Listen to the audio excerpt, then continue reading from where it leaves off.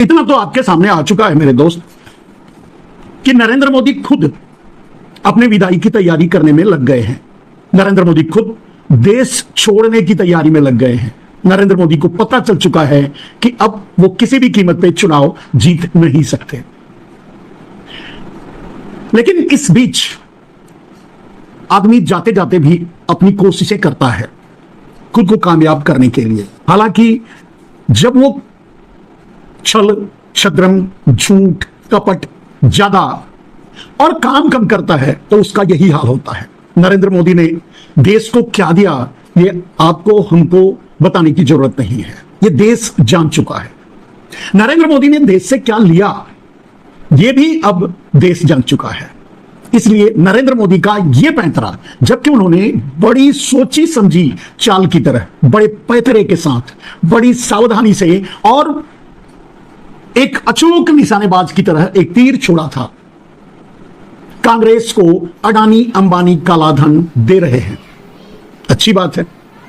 अब नरेंद्र मोदी से पूरा देश खड़ा हो गया सवाल करने के लिए कि अडानी अंबानी के पास काला धन आया कहां से? जो टेम्पो में भर भर के कांग्रेस को दे रहे हैं अडानी अंबानी, वो पैसा किसने दिया? वो पैसा आया कहां से? और वो पैसा अगर उनके पास था तो अब तक बचा क्यों है? आप तो काले धन का सफाया करने निकले थे। आप तो काला धन वापस ला करके, देश तो छोड़िए, विदेशों से वापस ला करके 10, 15, 20 लाख यूं ही लोगों को देने वाले थे। फिर आपके देश में ही अपने ही दोस्त के पास काला धन बचा कैसे रह गया? नरेंद्र मोदी जी जो अडानी अंबानी कांग्रेस को टेम्पो में भर भर कर देने जा रहे हैं, तीर नरेंद्र मोदी अपनी बुद्धि विवेक से अचूक छोड़ा था।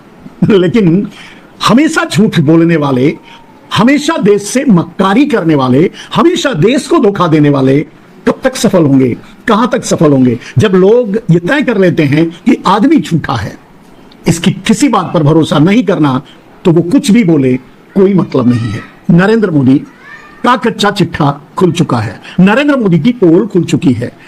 यह अब सामने दिख रहा है कि नरेंद्र मोदी चौथे चरण के चुनाव के बाद, अभी तो वो चुनाव प्रचार कर रहे हैं, लेकिन जैसे ही चौथे चरण का वोट पड़ेगा, यानी अगले चरण में जैसे ही मतदान होगा, नरेंद्र मोदी भारत छोड़ देंगे, विदेश चले जाएंगे घूमने के लिए, चुनाव प्रचार से दूर हो जाएंगे, चुनाव प्रचार ही बंद कर देंगे, चुनाव प्रचार ही नहीं करेंगे, क्योंकि उन्हें मालूम है कि वो बनारस से भी हार रहे हैं।